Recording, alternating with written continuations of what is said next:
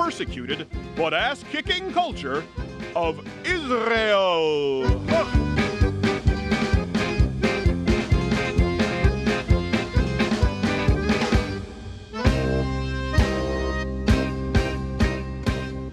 That's the pinning lamb's blood at the top of the door because they do that. So Israel!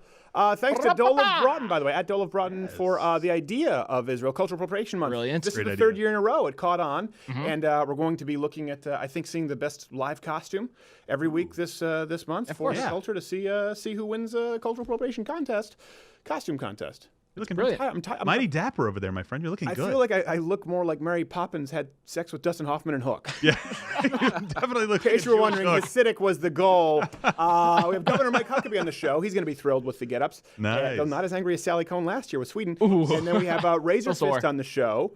And we're going to be talking about Samantha Bee. We're going to be talking about the Forbes Top 100. Apparently no athletes there were women. But hey, but the thing behind Cultural Appropriation Month, for people who don't realize, is to appropriate is to appreciate one's culture. That's true. And so we always want to, Israel, a lot of people don't know. Here's some little facts from Israel. Our brilliant researcher, the Beast, Reg, as we call him. Israel is actually home to the city with the most chess grandmasters in the world. Ooh. I would have thought they'd be Asian. If Israel to thank for, actually it looks, the Mighty Morphin Power Rangers. I had no idea that actually a little pissed off now about came that. to us from Israel, but again, they put in nothing but Asians in those suits. I love how it's just like Jason, Billy, the black guy. And then once again, the suits, it's all just 14-year-old female Japanese gymnasts. Yep. And a little known fact also, Israel, the only functioning democracy in the Middle East. So that's something very else nice. that's... Start. Oh. Ooh, that's awkward. We'd take care of it, but we know we'd be in the nightly news. So producing with me in video studio as always is Jared, who is not gay. Follow him on Twitter at NotGayJared. Meet us, Crowder, with your comments, your thoughts, your photoshops. Again, your costumes and your suggestions. Yes. What would you like to see? And also, who would you like to see for long-form interviews, by the way? We have some coming up. We have some Change My Minds coming up next week, some hidden camera segments, a long-form with Dennis Prager, obviously Jordan Peterson. But who else? We're always looking for people you want to hear an interview with an hour for FF Family League Obligations. Story and conclusions. We good? I apologize for Ready Player One. Yeah. I have to own It wasn't that that bad. It was not that bad. Also, Jurassic Park 2. I'm surprised you took that one on, I Steve. know. At G. Morgan Jr., IDF, Resident-in-Chief. Thank you. Right. I feel so powerful in this. Yeah, well, From our Jewish I'm glad brother. you feel that way. Betts. Betts. Winery. Is Betts. that a Jewish winery? I think it's a Jewish name, right? Okay. Thanks for doing your I research. did, actually. I looked it up. The Jewish handbook said And it's Sven Computer is here. You ready to do research and overlays? You ready to get it right? Yes, baby. Shalom alaikum.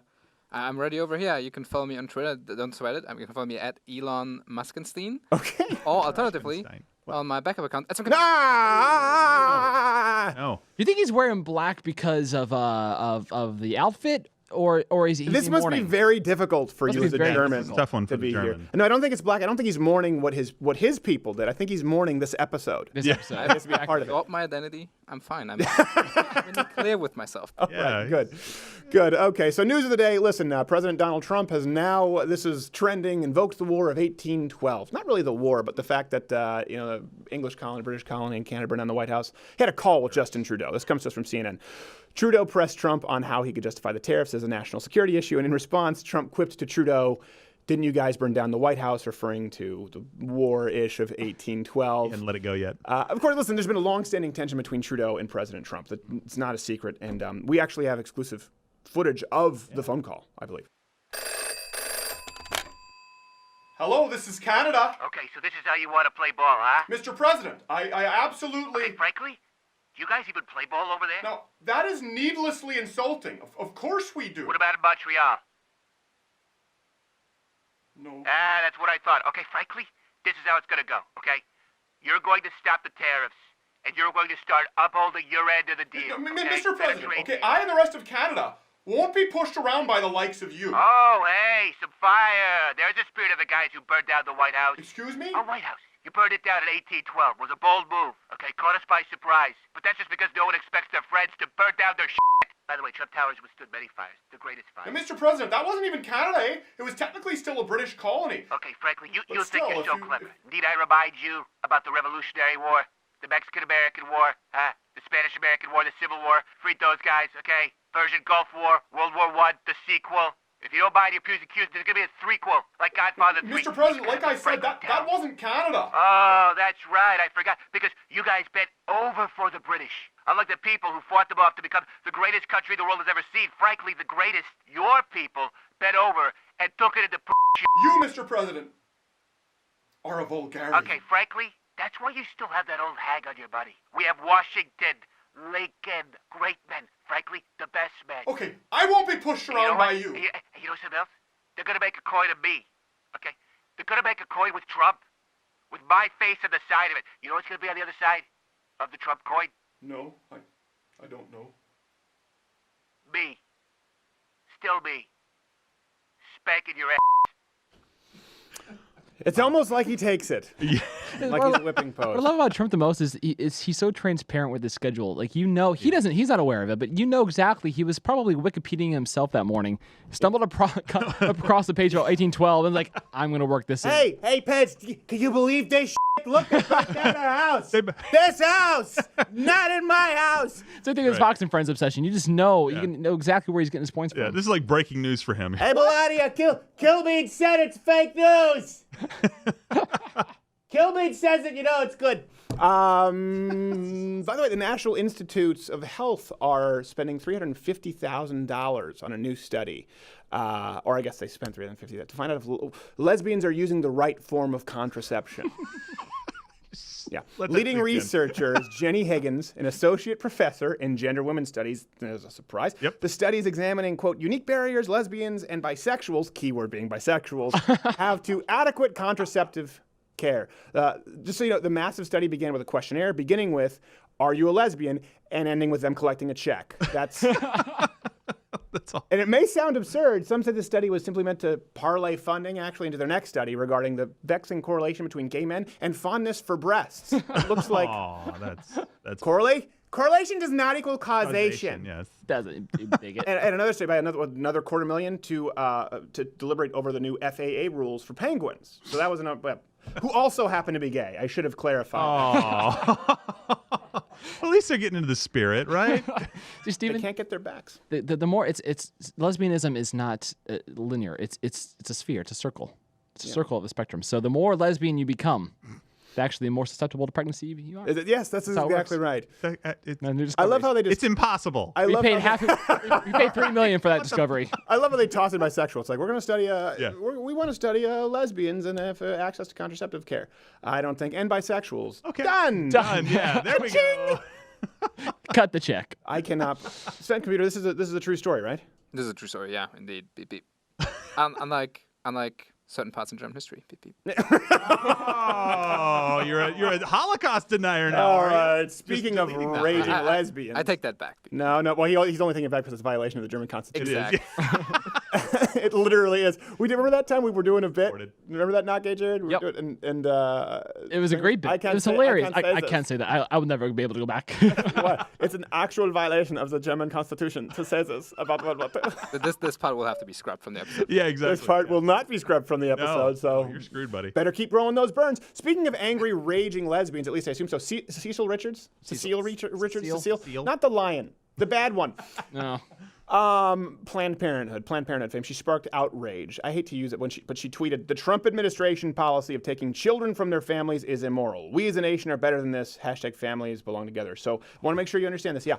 Cecile Richards, president of an organization that profits off of literally dismembering babies and sucking them down a tube, is expressing moral outrage over deporting illegal immigrants.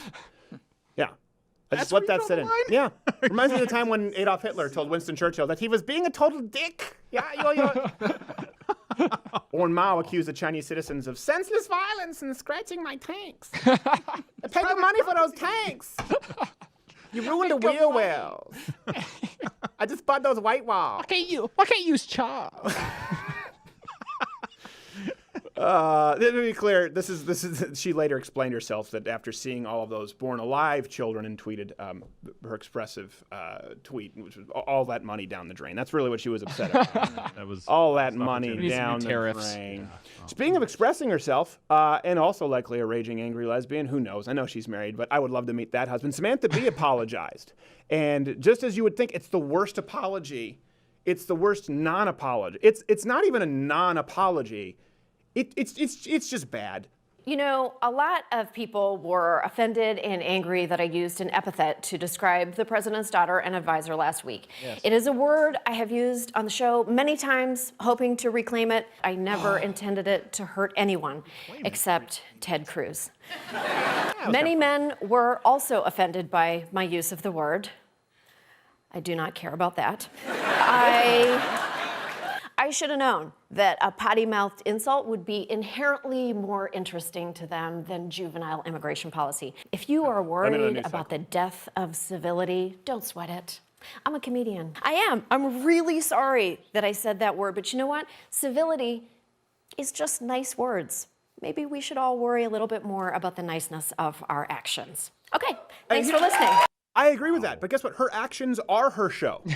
Her words are her actions. That's all she does. So first off, let's go through that really quick. She said her words never were intended to hurt anyone. What about Ivanka? It's like, well, no, you have to take it in context. Okay, you called her a feckless. In which context was that designed to be anything short of an insult? Then she goes, I don't care about them because men aren't allowed to have opinions on someone else's actions, even if you're calling said man's wife the C word, I guess. Then she blames the news media cycle. It's true. Listen, the media absolutely sucks. The news media, the cable news outrage cycle, but so does she. She's the one who feeds into that. She sources from salon.com, so she's kind of lost her leg to stand on. And then she closed it by putting on the comedian hat, which used to bother me a lot about Jon Stewart, and even more when Trevor Noah does. Even more when Samantha Bee does it, talking about how actions matter more than words. These are her actions. And here's the thing. She hosts a show in which they do nothing but feign outrage. You noticed that, right? Yeah. Did you see? Does anyone else see the irony here? Yeah, and she's absolutely terrible at everything that she does, apparently. She can't even do this correctly. She's not that bad about when she comes to lying about statistical realities. No. She's effective. That's the brilliance She got of a the letter left, jacket though. for that one. It's the brilliance of the left. They own the media, so they can just always go up there and cover their own tracks. Just like Bill Clinton. Did you see Bill Clinton on Colbert, where he basically teed him up to apologize for all of his comments about Monica I know, Lewinsky and not exactly. apologizing? Well, she talks about, because I know it's more interesting than Donald Trump's asinine immigration policy. Oh, yes, because Samantha Bee, clearly you're in the minority when it comes to the media berating Trump over his immigration policy. You're the one swinging, you're swimming upstream, right? That's what's happening here. You're risking it, Samantha. This is what they always hold themselves out as martyrs. It's Samantha Bee, you are the news cycle. You're a part of it. It's TBS. I think Turner Broadcasting is, if I'm not mistaken, is the parent company. Isn't it the parent company there, Sven? It is, I think, yeah. Ted Turner. Yeah. He's riding in on a bison, giving money to the DNC. And all this show constantly demands apologies from people. Well, subsequently, now they're providing a non-apology apology. So here's how an honest apology would have been. And I don't want an apology from Samantha Bee. No. Right, here's the thing. Either apologize or just be honest. So, okay, I got caught. I called the president's daughter C word. Was intended to be hurtful. I've done it in the past. I thought I could continue to get away with it. I'm wrong. Sorry to those I deliberately aimed to hurt. Or just don't apologize. Either would be fine. That's the only reason. I'm not offended. I'm a little clueless here, too, that she sucked at apologizing, and she said she wanted to reclaim the C word. I don't know. That's the thing. What does that mean? I don't know. What that means, but even if it meant you want to make that word cool again, was it ever cool? Well, remember how much flack we got into, Not Gay Jay, when we did that poster of Hillary Clinton, bitch? And we said bitch is going to be the new N-word. And we dialed it back from bitch. Yeah, and we still got a lot of flack. Yeah, we still got a lot of flack. We had the picture of Hillary Clinton, like the Obama blue and red. You can go back and read the article. We said, That's a watch, great Photoshop. this election, it was fantastic. And we said, this election, proud of it. bitch is going to be the new N-word. They're going. Everyone who is racist will wake up and all of a sudden be considered a racist. Be considered a sexist. I apologize. And whose phone was that? Whose phone was that? It was Nightline. Oh, you know what? That was Nightline. That was my phone. Anyway, moving on from Samantha Bee. Let us know what you think. Seattle's homeless tent mansion, if for those who don't, that's the term that's been coined, has been growing so much to the point where they even added a keg. Yeah. So Now it's a party. April, and even though it's an eyesore to neighbors and tourists, city officials have said that the multi-tent encampment is a low priority for sweeps, so they felt comfortable enough to bring over a keg to the site. Though they did warn residents to not share beverages. Also, they posted a notice to those who use the homeless tent mansion jacuzzi should probably be tested for AIDS. Yeah. Really, you're being tested for not AIDS, because if you use the homeless tent mansion jacuzzi and dodge that bullet, we want to know how. Sometimes hold the cure. Sometimes gentrification is a good thing. Scratch that. It's a great thing. Sometimes it's a great thing. Yeah, absolutely. It's expensive to have a keg. You got to rent the machine, like the equipment. Who's in the tent city that's homeless has money to go get a keg? Who's prioritizing Car that? to go get the keg. Methadone? Yeah. Or Bud Light Lime? You know it's craft. Bad choice. Don't give me that. Speaking of things I don't like, feral peacocks. They're now attacking luxury cars in British Columbia. I think we have some B-roll of this, don't we? Of these actual peacocks. Look, they've been attacking. It actually comes from CBS News. It's a Mustang. That's not The luxury. pesky peafowl, they're saying, are taking property damage to a whole new level. They've been running rampant throughout the town, attacking cars, attacking buildings. And some thought this was actually due to the peacock's mating season. Some actually were blaming it, of course, in a clash with urban sprawl, as I see a lot, until the peacock started a hashtag, Peacocks Lives Matter, and now we see what their true motive was. I don't know how else it could have ended up. They're organized. They are. That peacock do-rag. They're more organized than Sean King. They are. They have more going on for them too. Better funding. Yeah, better funding. Yeah. I still can't believe Rachel. It's because they're not pocketing half of it. An Ontario teacher's license, by the way, was suspended for 2 months after she told the student to. I can't even necessarily read this. She told the student, quote, "Lick me where I." I'm paraphrasing. Flatulate. Yeah, she said this teacher had her license revoked in Ontario for telling the student to lick me where I fart. On my way, said Kevin Spacey. So happy. They don't have those kind of windows in Kevin place. Spacey, I hope you find. I'll be there. That's creative, though. You got to give her some credit. This is a true story, right, Sven Computer? This is a true story from Ottawa. I mean, But here's the funniest part of that story. I read through the article, a headline like it doesn't get any worse than this, does it? Yeah. No, it gets better. Among other things, a student complained that, quote, she told another student, it sounds like your ass cheeks are too close together. This angry teacher says to a student, I'm going to talk about my red. Your ass cheeks sound like they're too close together. They flapping when you walk down. in the hallway. Don't bother me. She only got 2 months. I got papers to correct. I didn't get my Starbucks. We thought it was funny until we realized this had actually been an ongoing problem. It's a condition. Oh. I mean, the teacher was always difficult, but when she brought out my condition, that was crossing the line. I've suffered with gluteus constrictivitis my whole life. To be teased by students is one thing, kids are cruel.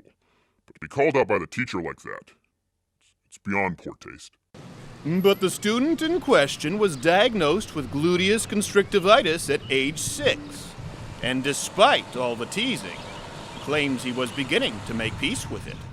How would I describe it? Well, it's kind of like an overbite for my ass. I was confused, but thank you. Oh. What does it take to get fired in a socialist country? I don't understand. Like, what if that doesn't get it? I don't know what does. Well, her license was revoked. I said, but for like 2 months. I mean, she should be in the terrorist watch list at least. Yeah. Apparently, the fastest way to get a vacation is to tell a child his ass sucks. John McAfee should be offering to unlock her phone for the feds. This is somebody who no longer cares. I didn't even realize that was an insult. No. Here's the thing. This isn't the first time this person used it. No. That's a go-to. No. Your ass cheeks sound like they're too close together. Like I said, it's creative. I give her points for that. Am I a conehead? All right. We have to get going to, we're going to have RazorFist and then Governor Mike Huckabee. So here's the other outrage of the day, because this has been a jam-packed week for news, and then it slowed down come Thursday. Thank God for Cultural Appropriation Month. There we go. The Forbes 100 highest paid athletes list came out, and there wasn't a single woman on the list. Cue outrage. Well, this is disappointing. For the first time ever, no woman made Forbes' list of 100 top-paid athletes. Topping the list were unsurprising names like Floyd Mayweather, Messi, and Ronaldo. Yeah. Okay, so of course, instant complaints calling it a damning indictment you see from leftists and journalists. I thought this was going to piss you off a little bit because the highest paid are soccer players, and I thought that would be, a little bit of rage for you. Usually I would be upset at the injustice of it all, but at the end of the day, they still have to live the rest of their life as soccer players. So. Their penance is the rest of You their have to life. look yourself in the mirror. Yeah, exactly.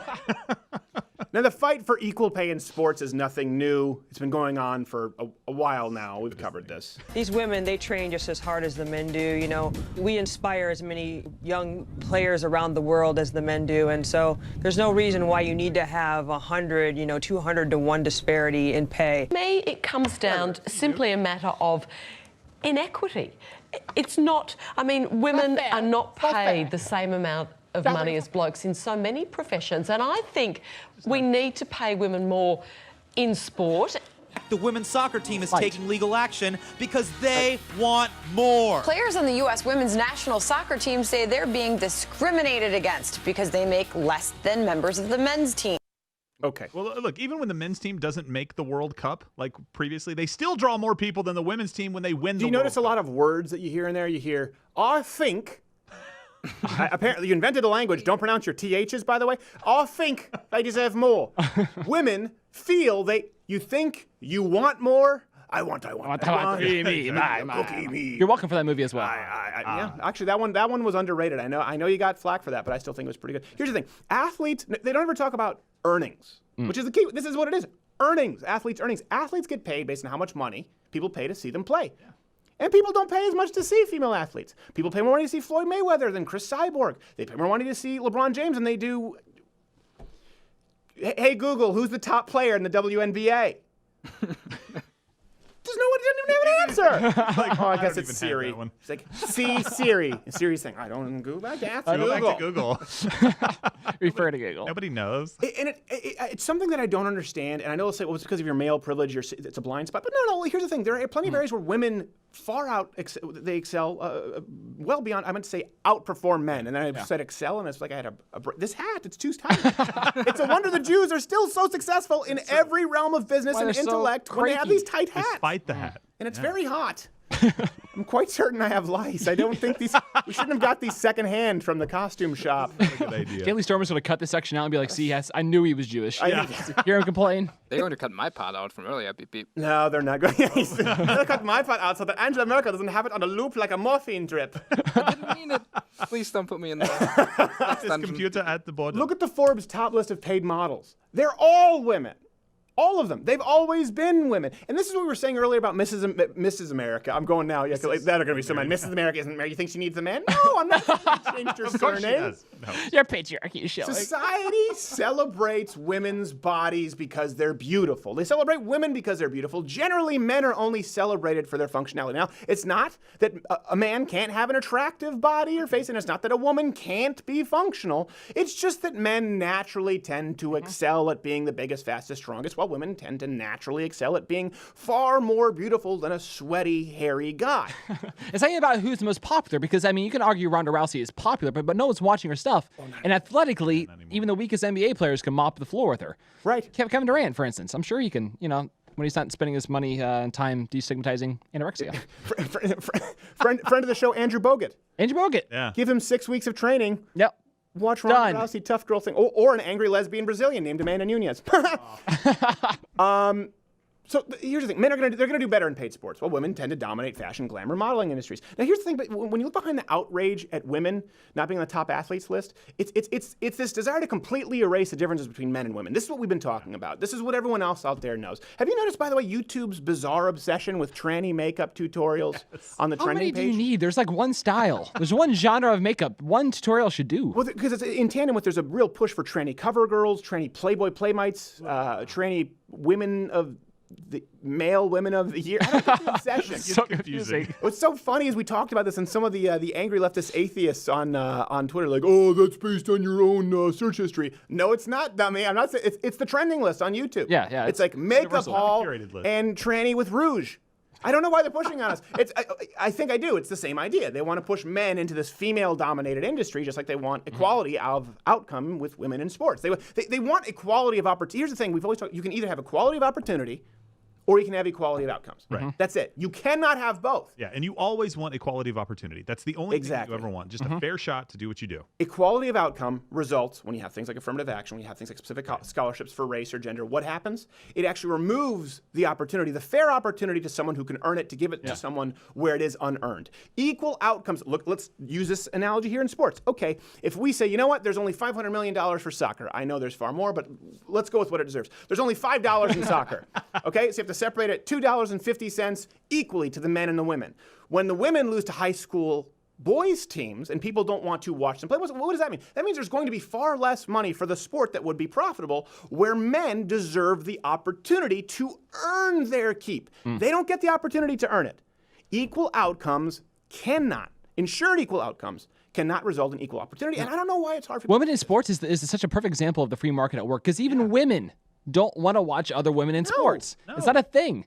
It's not a thing, and that's why that's also why you have the left pushing people like Scarlett Johansson, who sucks in Avengers, or Atomic Blonde. What is her superpower? She has a superpower, but they love it because that's the fantasy world is the only way they can kick a man's ass. What is it? I don't know. She was. You just said she does. I don't know. I don't know. Does she have a superpower? No, she doesn't have any superpower. She's just there. Okay. She had a hard childhood. Her superpower, she made the casting cut, even with her man voice. No. They picked a pretty girl. That's not She our was fault. great in The Prestige, though. That's because she died. You like my leather outfit? But this ties right back into Miss America, right? We're just saying it should be about personality and intelligence. I was thinking, well, if that's the case, great. Just give it to Betty White. She's sharper than any of those girls. Hilarious. And that's why it's not fair. Again, this is to remove the essence of what makes a human a human. People still want to sleep with her. Someone like Winston Churchill. Right? We've been talking about, he's never going to win a beauty contest. No. So instead, he uses his Winston Churchillness, his intellect and his wit to be successful. Kick ass. By the same token, Miss America is never going to be Winston Churchill. But now we're demanding that she try to be Winston Churchill because for her to not be Winston Churchill is actually sexist, even though she signed up to walk 6 steps in a bikini. That's confusing. It's not that confusing. No, I mean, why would they do that? In trying to force equal outcomes, you end up eliminating what makes people who they are. So beauty and physical strength are both forms of power. And this is why ugly feminists hate beautiful women and weak men hate stronger men and the women who like strong men. So instead of trying to be more attractive, instead of trying to get stronger, the left does what it does. They try to demonize achievement, whether it's beauty or strength. Some people are beautiful. Some people have great personalities.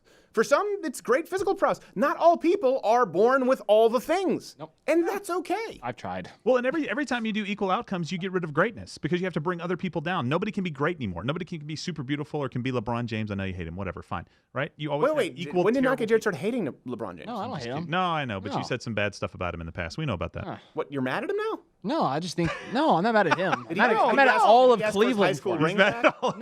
No, I'm mad at all of Cleveland. You should always be mad at all of Cleveland. For now I being really am. Cleveland. It's Now the it's- only now I sane, mean it. I lived there. It's the only sane thing you can do. It's like saying, I've been disappointed in Detroit this quarter. Yeah. of a What was century. the tipping point? They removed the Coney Island I liked. Oh, well, there you go. There you go. When it comes to men, they're just better at performing at higher levels when it comes to athletics. Don't believe Sven Period. Computer brought this up. Look, we have the actual overlay here of what happens when they go head to head with boys, 15-year-old boys. It's not pretty. 15-year-old boys, Sven Computer? Yes, under 15-year-olds even. So you could have been on that team. And there's nothing wrong. There's nothing wrong with that. Well, okay, there's a lot wrong with that. But what I mean is there's nothing wrong with accepting that men are better at certain things, including athletics. Just like, by the way, it's okay to accept that women are better at certain things. And the Miss America, the Forbes list and the complaints, it's the exact same complaint you see from the left as you do with Bernie Sanders, as you do with Black Lives Matter, as you do with Pussy Hat Economics. It's just people screaming, everyone has to be special! Son of a bitch!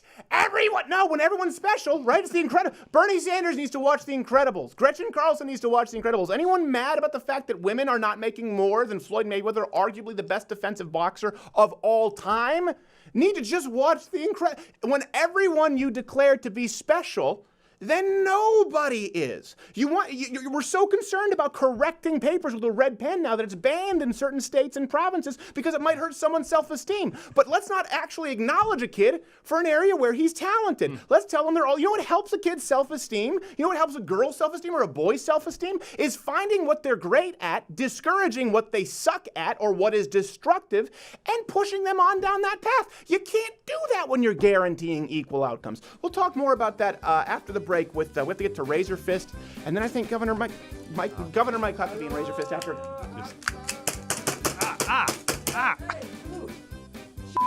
What do you expect? You're shooting with the rockets while I'm doing the monologue. What'd you think would happen?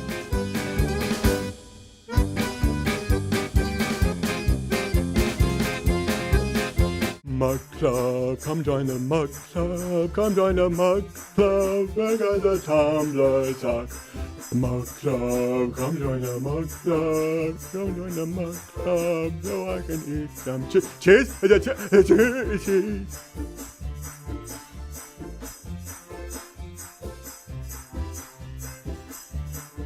No matter what like this, always be together. You should know. Always be together. No matter what like this, always be together. Always be together. It's a tool. It's a tool. I don't realize what I have. It's a tool. You know? Yeah, that's why they do it. Polar Express when they pull the beard and he goes, "Aye!"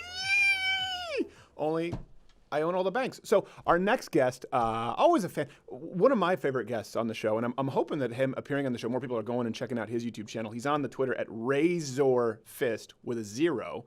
And I'm trying to remember, his YouTube is very hard for me to remember. But Mr. Fist, what's your YouTube channel exactly again? Extremely convoluted URL. It's youtube.com/C for some reason /the Rageaholic. I don't know why. Rageaholic. Well, let's try and consolidate that at some point, and maybe you won't be so rageful. But if only there were a vast conspiracy I could blame. Yeah, I know. I don't know. I just blame the YouTube moderators. They've usually done something wrong, and they'll fess up to it, even if they haven't done anything. They just go like, "Oh yeah, I probably did do that." Yeah, it sounds like me. You guys can call me RazorFist Razorblatt yes, today. Exactly. I think. Steen. I'll be conducting this interview from within triple sets of parentheses. Yes, it's RazorFist Blatt Steenbergen, and married to Ted Danson. I don't know how that works out, but it seems like they all are. Now, hey, RazorFist, you did a video recently on Joe McCarthy, and I know this caught on. Sorry, this is catching up with me. I'm getting a little bit heated here. Explain to people why you thought that was important, because I know you do a lot of video game stuff. You've sort of gotten more into cultural commentary, and McCarthyism, right, is a term that's thrown around quite a bit. It's lost all meaning. Right. No, actually, it was originally it was sort of more about how Hollywood communism infiltrated the entire sort of area and how it relates to current California politics, and really how people today have conflated McCarthyism and Hollywood communism, right? The whole hearings thing, which they're actually two distinct things. McCarthy was right sometimes. That's one thing people don't realize. Sometimes they were right in spotting communists. Well, and that's the thing. After the fall of the Berlin Wall, after it went, Splitsky, they uncovered all these communiques. They were reprinted in several books, actually. The Soviet World of American Communism by Harvey Clare, John Earl Haynes, and Kirill Anderson, I believe. They actually reprinted word for word the communiques. And you found out that apparently the Soviet Union were funding the American Communist Party, including the Hollywood Communist Party, to the tune of between 1/3 and 1/2 of their overall operating budget. Yeah. Yeah, they were, and just Hollywood alone, they were dropping at least $2 million annually. The same amount like an American politician spends on ads every 4 years, except they were doing it every year. Or ass, if you're Bill. Yeah, it depends. Well, that's all part of the expense budget. Either way, taxpayers are footing the bill. Yeah, either way. So, okay, and that ties into, so you did this video. I highly recommend people go check it out at C/the Rageaholic. But that ties into, obviously, you have the California Senate run. I mean, it's kind of really with California, outside of the Arnold issue, when it comes to state politics, when it comes to the state legislature, and of course the House and Senate, it's which Democrat is really going to win, or Republican with a D in their name, effectively.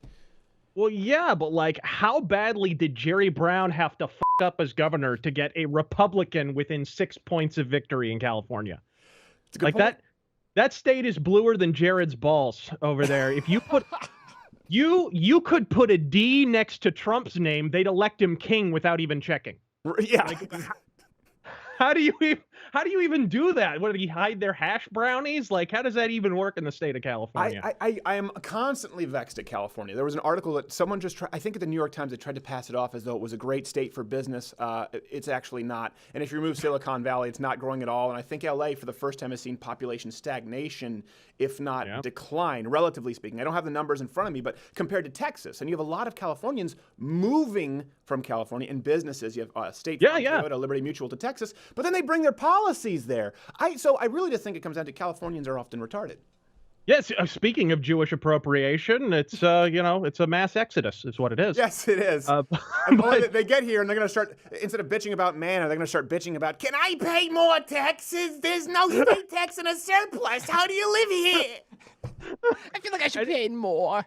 The thing that blows me away is, even though DNC numbers are down, did you see what some of these, particularly the entrenched California Democrats, won by? Yeah, these dudes are pulling down South American dictator numbers. Yeah. Oh, what's that, Feinstein? You won by 1,005%? Oh yeah, that's not, I don't know, that's not fishier than Stormy Daniels in a sauna. All right, we get where this is going. I think I could after you said Stormy, I was like, this can only end one way. This is So okay, what do you expect? What do you think is going to happen with California? You've been covering this quite a bit, or you're interested in it quite a bit. Do you think California rights the ship, or do you think it just crashes itself into oblivion eventually? Well, come on. Like I said, they will elect literally anything with a D next to their name. I mean, they re-elected Jerry Jonestown Brown. You know what I mean? Like anyone, this guy spoke at Jim Jones's church. He appointed Jim Jones illegally the housing commissioner of San Francisco. 1,000 dead commies in, the worst pinko potluck in human history. And 30 years later, they re-elect the guy because apparently Pol Pot was booked. You think this is a state that's turning it around? No, no. It's going to be the state equivalent of Detroit, which is sad because of all the rich natural resources. I mean, it really should be. When they say, well, California is actually still the 5th biggest economy in the world, it's like, well, it's a coastal state with more resources than any state ever. The funniest story to me, we were just talking about it this week, for those who aren't Mud Club members, to me, the funniest story, which I believe crystallizes California perfectly, is when Tom Selleck was charged with stealing water for his avocado farm. I just thought, that's Tom Selleck stealing water. He doesn't even like avocados. That's a fascinating thing. I don't even know how he was doing. Was he siphoning it? I think he was putting it in trucks. But it's like in California, it's like if you guys just didn't dam everything up, if you guys allowed yourselves to actually use the water, so you're so close to the border, you can get your guacamole there.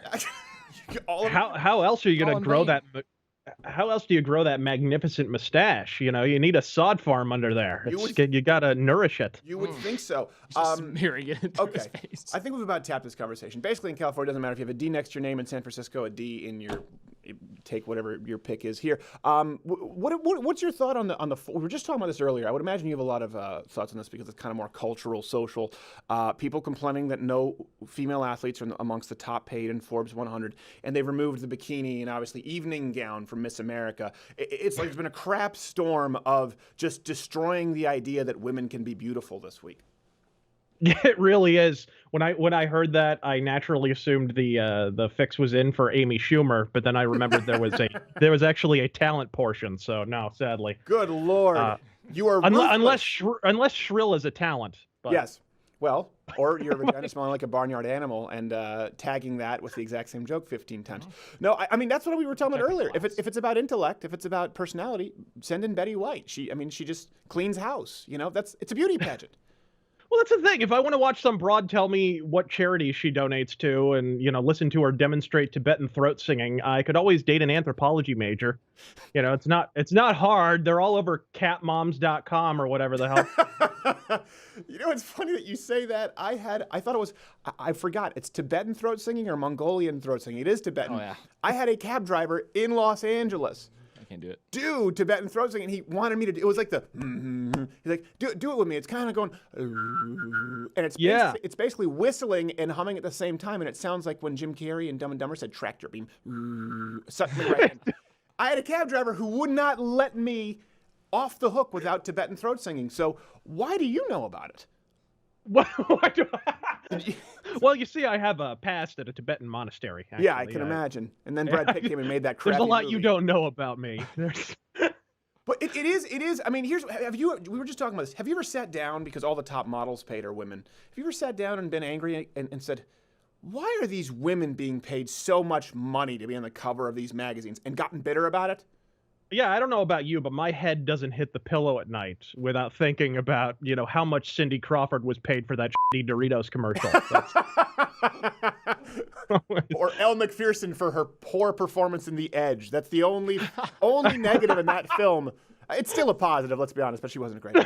That was a really specific reference. Because I tell you what, when I was a kid, it was Elle Macpherson in The Edge. I was all about the Elle Macpherson. The Bod, she was known. Apparently perfect dimensions. Could you imagine that nowadays? She was known as the Bod because she had the perfect dimensions, which, by the way, were not thin. She wasn't a thin girl. She was more of a Kate Upton type, and men loved her. She was 6 foot, bosomy, and, we gave her a lot of money.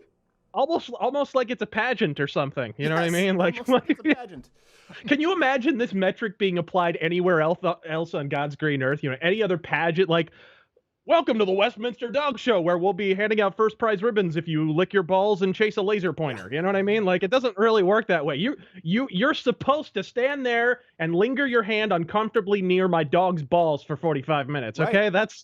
And Do then it if like you a win normal best in person. class, best case scenario, an old lady sticks his thumb up the dog's ass and perks it up so it gets the right posture. Now, imagine if they were, say, at Westminster, like, well, you know what? It's not so much about purebreds, so we're going to do it with rescues. And it's just some pug that comes out with a missing eye or some border collie that looks like it was blown up in the Mexican-American War. You know, I don't know. I mean, I don't know. I don't understand. Well, I understand it. I understand it completely. Okay, well, we do have to get going. What is it that you would want people to check out most on your channel? Let's think. If we have to go back to it, the McCarthy issue. Why? Definitely check it out. Yeah, that video. It's actually called "Hollywood Was Always Red." It's more about the Hollywood communism hearings. Ronald Reagan factors in there. It's sort of the history of how communism infiltrated Hollywood in the 20s, 30s, and 40s, and how that was brought to light. And how sort of modern Hollywood has been left the custodians of the narrative of it. And so it's been conflated into this McCarthyist witch hunt kind of counter narrative that isn't really accurate at all. And what kind of pushback did you receive for this video? Pushback. Look, you got a backhoe? Plenty. I'm making friends all over the world. I'm like Billy Idol's dick. I don't think he's making friends in any part of the world anymore. That reference might have worked in I don't know, 92. I'm trying to think of back when it would have been relevant. No, I think a lot of people. What inspired you to do this video? Because it's not something that's incredibly topical, and it's something that we've talked about on here before. I know there are books on this. I think. Not the white supremacist. Who's the other one? Which one's the white supremacist? Is it Richard Spencer or Robert Spencer? Richard Spencer. Okay, Robert Spencer is the one who I think wrote a book on it, The Politically Incorrect Guide to Hollywood Communism. But what inspired you to write this, to do this recently? I read a lot of books about it that inspired me to. Originally, I was just going to do sort of a quick 10-minute rant, about the House Un-American Activities Committee. By the end, it had ballooned into this half-hour, anti-Bolshevik barrage thing. You have no idea how expensive Pinochet's helicopter is to rent. You have no freaking idea. I can guess, yeah. But no, Hollywood Party by Kenneth Lloyd Billingsley is a really good book to pick up on that. It's a good overview. It's written in around 97.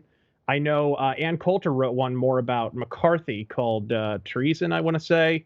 And there's a number of pretty Blacklisted from History, I think, is another McCarthy book. Some good ones, but mostly it was about the House Un-American Activities Committee, which actually had nothing to do with McCarthy at all. No, that's a good point. And actually, it's funny. I know people are going to say, oh, you just cited Ann Coulter, loses all credibility. People actually go back to Ann Coulter's writing, specifically earlier on. She was meticulous about sourcing, about referencing. Doesn't mean she was always right. She was always willing to stand in there and trade. This was before the whole kind of becoming effectively a cheerleader for Trump. A lot of people aren't aware that she was really a fantastic writer and did her due diligence. All right, that is on the Twitter at RazorFist with a 0, right? Not K. Jared? And on the YouTube /C/The Rageaholic or Rageaholic? The Rageaholic, sir. Gosh, you're not making it easy for us. I know. But I'm hiding from it. We're going to point people towards this video. I hope they learn up on it, and I hope you are heavily armed, sir. Indeed. We'll be back after this. I think after this we have Governor Huckabee, I think. Crazy show.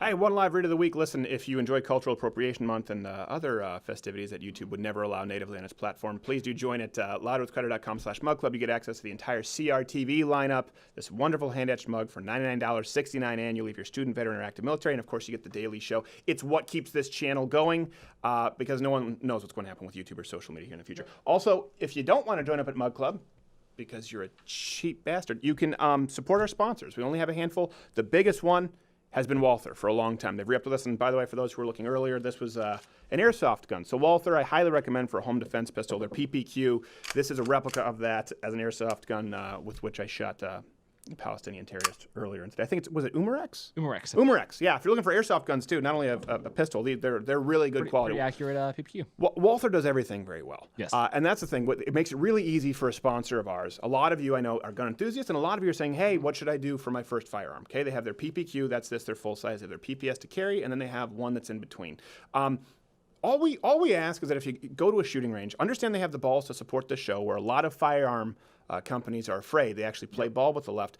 Walther stepped up. They support the show, and we just ask, go out and try it. When you go to a shooting range, see if it's not the try the Glock, try the Smith & Wesson, try all of them, try the Walther. And we're pretty confident about the choice we made in our sponsorship. So Mug Club, Walther, those are the two big ones. Enjoy the show.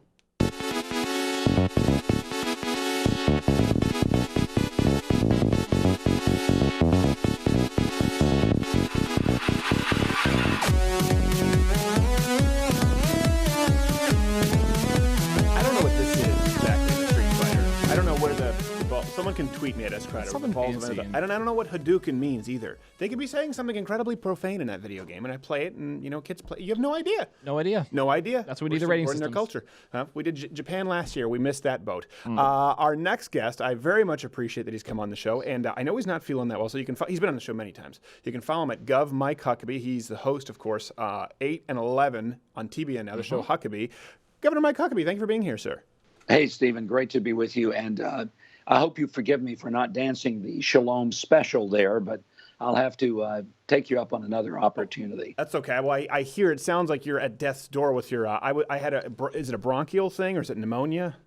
No, I think it's just flying in so many airplanes in that cabin air that's drier than the Gobi Desert. So I feel fine. I just have lost my voice.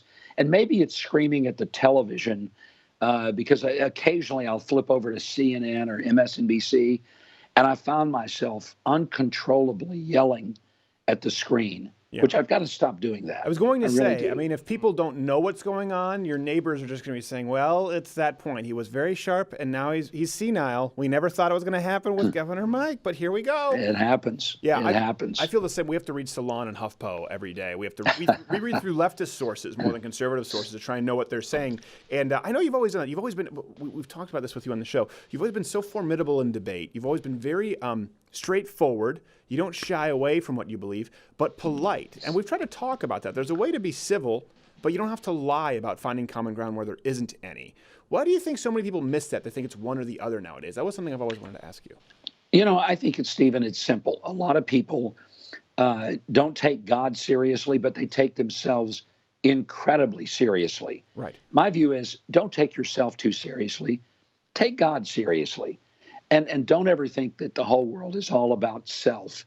But, you know, when people get their feelings hurt over everything, it's really an indication that they have such a focus upon themselves. They really are narcissists. Right. And people need a sense of humor. So I love your show. You've got a sense of humor. Well, and not everybody likes it, you know, because the left goes nuts because you know, you poke holes in some of their inconsistency. There are plenty of legitimate like reasons. This show. Plenty of legitimate gripes, Governor Huckabee. I didn't want to go there. No, I know. You know? I didn't want to do that. Well, there you go. But what if you're like Kanye and you're the Black Jesus? Then I guess you have to just take it all seriously because you are God. Hey, I wanted to ask you something though that I know has been in the news and will be near and dear to your heart. Something I think you could provide some insight on. The Alice Johnson story. Right as I talk about something serious, this hat lops over like E.T. which is big. The commuting of the sentence of Alice Johnson by President Donald Trump. Now, we haven't really heard a lot about this in the media. Black woman who was there for non-violent drug-related charges. And you've had to deal with this, obviously, as governor. Tell us what your view is on this situation right now, and why hasn't it gotten more coverage? It would seem as though it's something that is a happy, all-around story everyone would want to hear. Well, here's the fact. If a conservative like Donald Trump issues a commutation to an African-American woman who clearly had a disproportionate sentence for her crime. Yeah, she did. It was a first-time offense, nonviolent, and she gets life without parole. I cannot begin to tell you how excessive a sentence that is.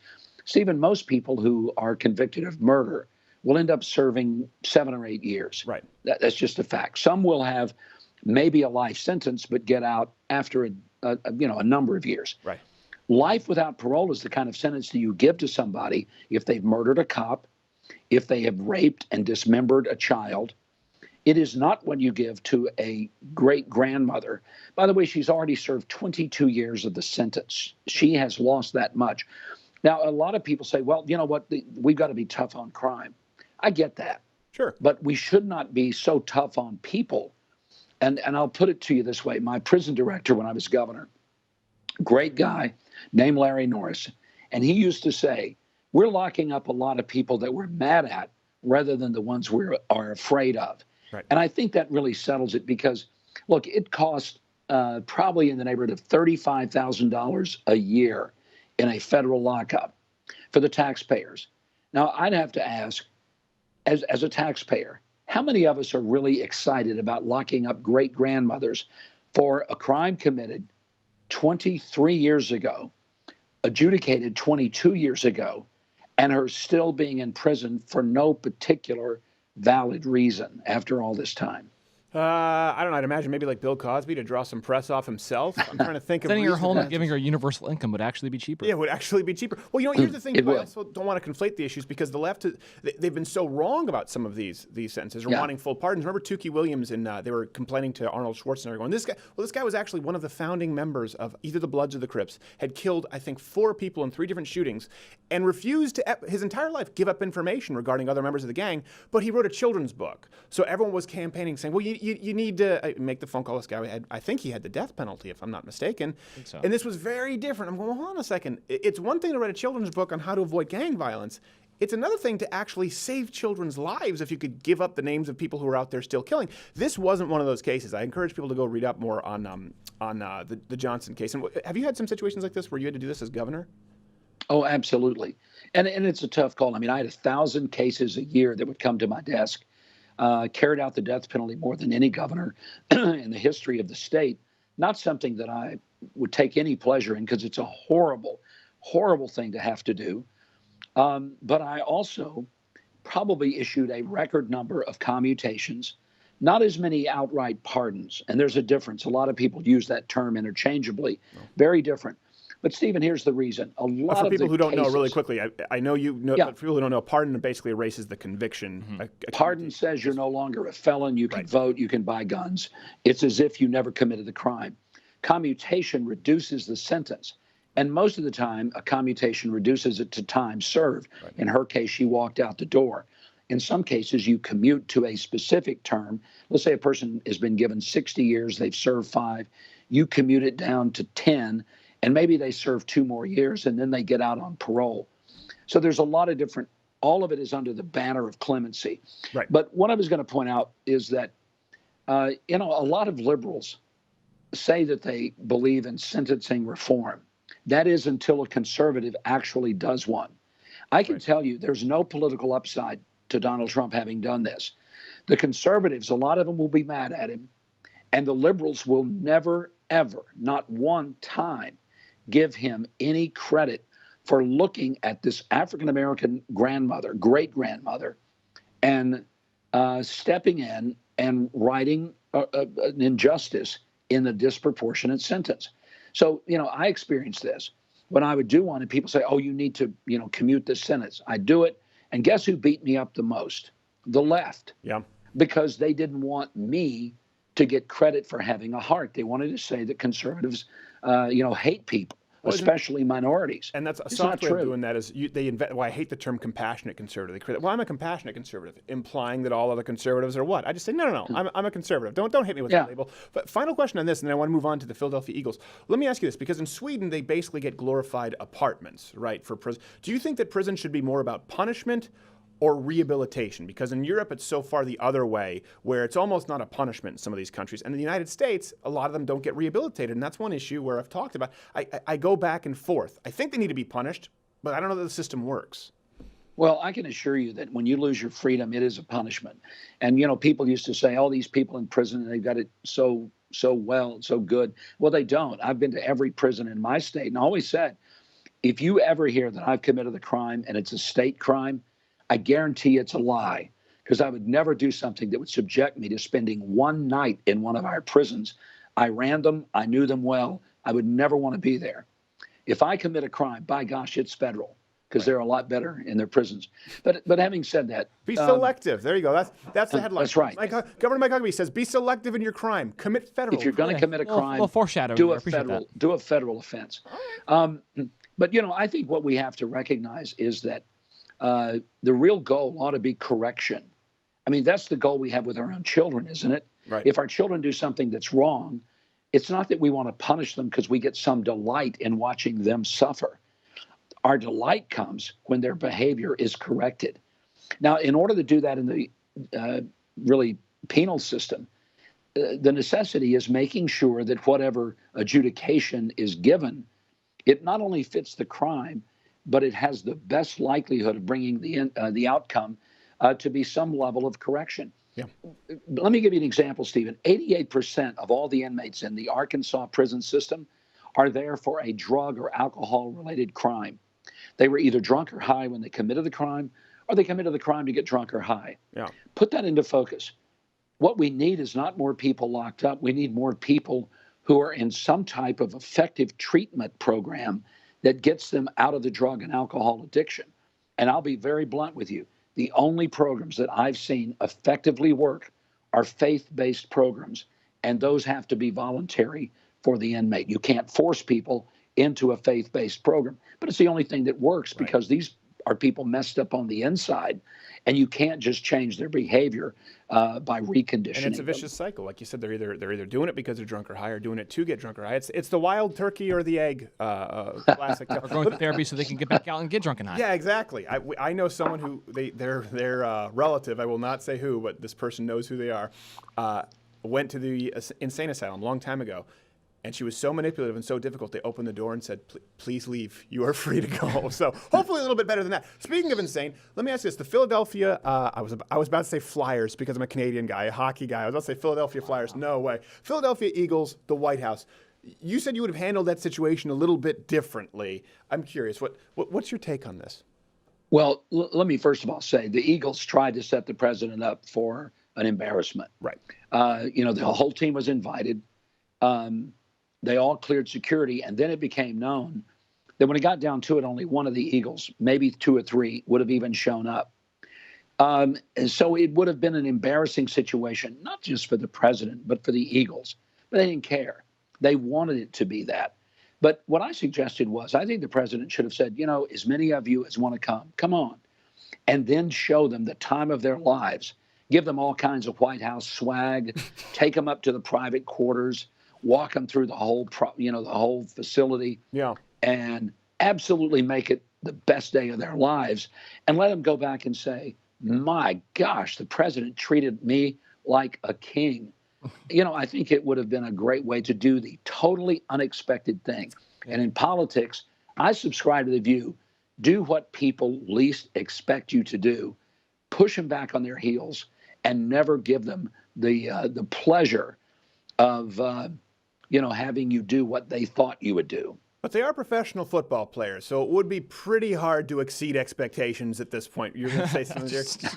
Multi-millionaires. They need some free swag for sure. Yeah, they need some free. Yeah. I don't think a tote bag will do it, but maybe if they had like if President Donald Trump had a water slide from his bedroom going out to the pool, like in blank check, or he does. He has that. Does he have that? It wouldn't surprise me at all. Yeah, my daughter, she takes her kids on that water slide all the time. I want to go straight for the rube, right to the pool. No sun touches this gold, okay?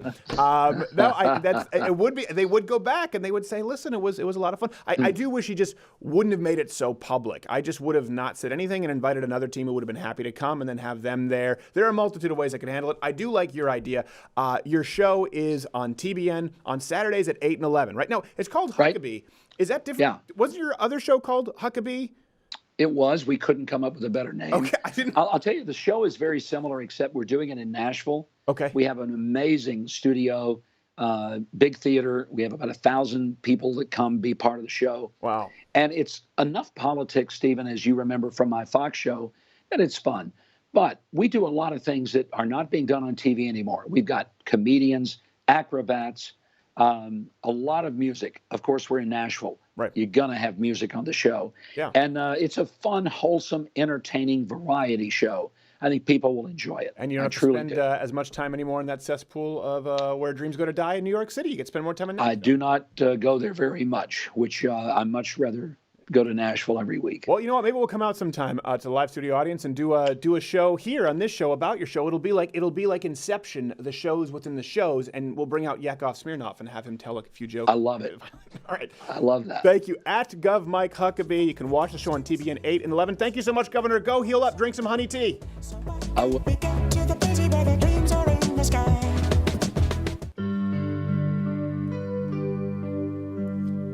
A long, long time ago, I can still remember when contestants used to wave and smile. But I knew if feminists had their way, they would make the whole thing gay. And Miss America would be a trans queer fatty named Kyle. The news cycle filled me with dread. With every blog post that I read, beauty is now seen as unfair. It's all about acne and green hair. I can't imagine what they meant when they said there'd be no swimsuit event. They said that it was 'cause it was obscene, but we all know it was to hide the trannies' weens. So bye-bye Miss America's thighs. Drove my Prius with no weenus, singing me to or die. And the gender studies boys were drinking soy and cried, gender roles are a patriarchal lie. They screamed, gender roles are a patriarchal lie. So bye-bye Miss America's thighs. Drove my Prius without no weenus, hashtag me too or die. And the gender studies boys were drinking soy and cried, maybe gender roles are a patriarchal lie. Next Miss America will be David Hogg.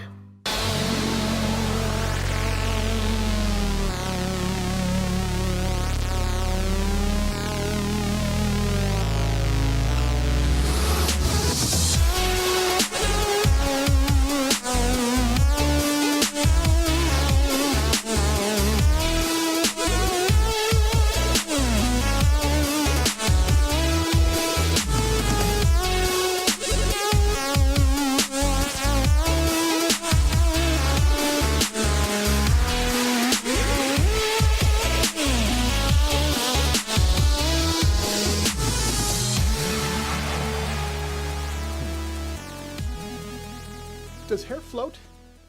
I don't know. I don't know. I was too busy reenacting Jaws. I couldn't. We're both talk about narcissists. We were both in our own world here. Thank you so much to RazorFist. Thank you so much to Governor Mike Huckabee, and our apologies to Sargon of Akkad. We'll have him back on soon. Thank you to Owen Benjamin. Of course, follow him on. Well, he's not on Twitter, but on YouTube at Owen Benjamin Comedy. Has some tour dates coming up. Yep, some big dates. And we have some big Change My Minds coming up soon. Yeah. We're going to be rattling off a few of them, including one for 4th of July. And we'll see what happens with the hidden camera situation we've been working on for a little bit, and those are hit or miss. So a lot of work going on behind the scenes. And yeah, you were about to say something. I was thinking that the point I was thinking about earlier was before your point. That's what I was thinking. I'm afraid of wet hair since The Ring. You remember that I don't trend? like wet hair at all. Do you remember that trend? Yeah. It was The Ring and The Grudge. It was like, oh, you want to make the movie scary? To have a dead girl with wet hair. Yeah. I blow dry my hair before I go to bed. I can't sleep with the wet hair. I can't do anything. I can't blow function. dry your hair? Yeah, every day. You blow dry your hair? Yeah, every day. Okay, go on with your point there. Like, as though people are still listening. You can take off the glasses, by the way. Nake Jared has been a trooper. He can't see anything. There are no lenses. Oh, really? Yeah, there's nothing. Well, I thought there were lenses. You said you couldn't see anything. I can't see anything. Oh, you can't because you don't have your glasses. Yeah, exactly. Oh, okay. Oh, there's your face. Oh, well, sorry. Maybe we're shaking it sucks. Thank you. My point was that it just becomes clear and clear every day that the left hates success. They really freaking with the Forbes list, with we talk about with Israel. They hate success. Miss America, they hate success. Everywhere it could be found. They want everyone. And I remember even like we talk about the underdog. Yeah. They believe that the underdog always has the moral high ground. The underdog is granted moral superiority with the left. Now, not every single, but we're talking about the left as a whole. People like the Samantha Bees of the world, the progressive left, the DNC, the media establishment. Yeah, they do. They grant moral superiority to the underdog. Yeah.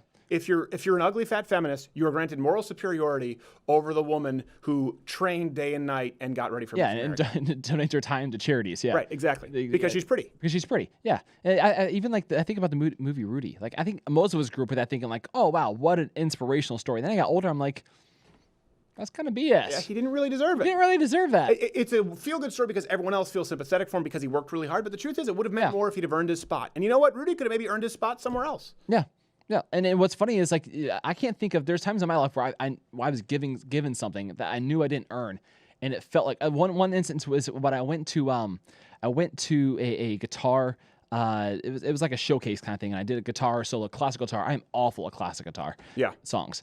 I did it in high school, and I didn't practice. I didn't want to practice. I was awful at it. I skipped half of my lessons for it, and I went and did this in front of this really intimidating judge. And I botched it. he gave me a chance in the middle to restart the whole thing, which he didn't have to do.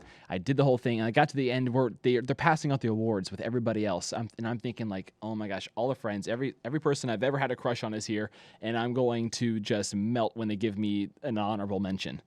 Gave me a blue ribbon, and I sigh of relief. But then I went home. I'm like, I didn't post it anywhere. I didn't put it up on my board. I didn't hang up on my bed because I knew like that was BS. Yeah. I should not have gotten the blue ribbon. It doesn't feel good. It didn't feel good at all. You know what? That happened with me. It's Fox News. When they hired me, I was 21. I was the youngest contributor. I knew they didn't know how young I was, but I knew it was just because I was sort of young comedian, something they hadn't had before. I had spanked Alan Colmes on air in a debate, but I knew that there were other people more deserving of that spot. Remember when I got it, I was happy.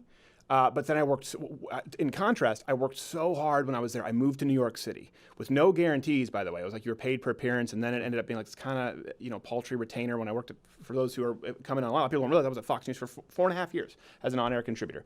Hannity, Fox and Friends, Red Eye, I mean, all the shows except O'Reilly. Yep. Literally. And I worked so hard when I was there, and I fill-in hosted, and then they had Fox News. I think it was Studio B. It was an online thing, the Fox News Strategy Room, and far fewer people watch that than watch this program. And I worked so hard and showed up for the early segments. No one wanted to do. I remember 2 New Years in a row, I had to be up at 3 a.m. because I was in Central Time at that point, and I was having to do it by satellite, and they had me do the first hour of Fox and Friends. Yeah. And I worked so hard just trying to get something off the ground because at that point they were looking at doing some weekend programming, and it didn't matter. I was literally told, listen, it's just not going to happen. We're either going to rerun O'Reilly or Hannity because it's cheaper. We're already paying them, and if you look at their programming, it was just rerunning this. They would do Bill O'Reilly, I think Hannity, Greta, and they would rerun all of them like twice. Really? So it didn't matter what I did or how good I was. It's free at that point. It's free. You're filling out a clock and selling catheters. It's already paid for content, yeah. So when I got it and I didn't deserve it, I felt bad. And then when I really knew that I gave it everything I had and it wasn't given the shot that they said, yeah, you deserve, we're just not doing that right now, I was done. Yep. What would have been better for me, what would have been much, much better, is to give me the honorable mention, let me deal with the embarrassment, and then I would have come back the next year and blown everyone out of the water. Because I would have gone home and be like, you know what, that's not going to happen again. Right. Because I knew I was better than what I put into it, but I didn't earn it. Yeah. Would have been better for me to not get any kind of mention at all. And we talked about this. Everyone out there is good at something. Long term. You got to find it. When the left says, believe in yourself, you're perfect the way you are, and we don't champion that cause. We say, well, hold on a second. You're not perfect the way you are, and sometimes maybe you shouldn't believe in yourself. But the left doesn't want you to believe in yourself. They want you to feel good in the moment. They want you to feel good. They want everyone to feel good. But it's okay. Believe in yourself. Oh, you know what? I think that I would be a really good Miss America. This is no. We can't have that. Believe in yourself. You know what? I think I could become an NBA officer. Well, no, we need to have a certain amount of money for them, and everyone needs to be the same. They don't want you to believe in yourself, because to believe in the only way to truly believe in yourself, the only way to truly have self-confidence is to earn it and to believe in what you're able. What does believe in yourself mean? Think about that for a second. Let's say you've talked about this. It's one of the funniest jokes I ever heard, where you said, I was talking about my grandfather-in-law who had built 2 houses with his bare hands. And you said, we could probably learn to do it. You said, I said, there's no way I would trust myself. I wouldn't go on the second floor. No, exactly. So what is believing in yourself? You can build the house, believe in yourself. If you know you're not good at it, you don't believe in yourself. You believe in yourself when you achieve something, when you achieve excellence. And the left doesn't want you to believe that. The left really, because they want to remove everything that makes us unique. They want you to be another faceless number. And here's one thing, too. I've changed a little bit. This is why we've spoken out against this more. This is why we've been a little bit harsher with Samantha Bee. If there's one thing, you want to talk about believing in yourself, listen, if you keep making the same mistake over and over and you don't judge yourself, you need to be a little judgmental of yourself. If you don't make those harsh judgments on yourself, you're never going to correct it. You're going to keep making the mistake, and you will not believe in yourself. And I've changed on this a little bit, where I've had a lot of people email in and say, what should I do? I'm in college. My professors are further left, and I'm afraid, should I speak out? And I said, well, listen, I don't blame you if you want to get your degree. You want to keep your grades up, probably keep it quiet. You want to work in the entertainment industry, probably keep it quiet. I will tell you this. You want to believe in yourself, you want to talk about mistakes that you've made, there is none greater, and this is why I've been changing to every letter that I answer, none greater for destroying your own self-esteem than cowardice. That's actually one thing you recommended, Fargo. That entire show, the theme is about confronting cowardice. There are few things that I can say specifically as a man. I'm sure it's the same as with women. I'd like to hear from you. Maybe if they're treating somebody really well, women are getting catty, and you stayed quiet. I remember one time I stayed quiet when they were bullying a kid named Tony, and I just stayed quiet. This was in grade school because this was the first time I was not being the one bullied. And I remember they were bullying him because he said, we were talking about the Transformers when we had to do a book report. And he was talking about this in front of class. And he said the Predacons, the Decepticons and the Autobots. Now, at that time, the show Beast Wars, or Beasties if you were in the States, was big. And so they were called the Predacons. These were the villains in the new but the original Transformers, he was right, the Decepticons. And the whole class laughed at him. And they started making fun of him. And I knew what he meant. I knew he was right. And no one said anything. And I didn't say anything. And you know what? I felt bad about that for so long. There are very few times in my life where I can say that I look back and I'm like, man, I should have stood up.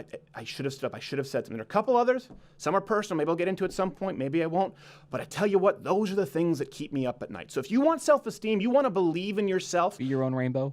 You want to actually have true self-belief. Be good at something, and I will tell you what, the mistake that will keep you up at night is cowardice. So I changed that advice. When you're in college, listen, you know the fight that's going on out there. If you want to be in the entertainment industry, be vocal, be bold. It's the only way this is going to change. If you want to change the campus culture, be vocal, be bold. Because there are a lot of mistakes that you can make. You can forget to carry the one. You can make mistakes in relationships and maybe behaviorally, and you can learn to improve upon that. But cowardice is something that usually you've got a split moment before you decide not to say anything. You've got a split moment before you decide to tuck tail and run away. And I will tell you, it is a terrible feeling, and nothing, and I mean nothing out there, will eat away at your self-confidence, at your self-esteem, and destroy your life like the repeated act of cowardice. So think of it. All of us have these areas in some part of our life where we're cowardly and we even try to avoid.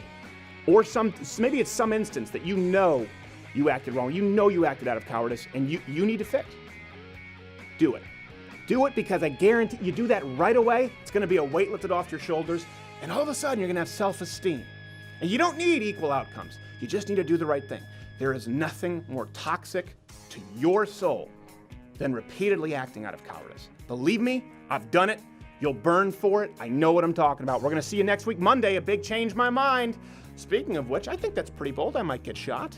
It only takes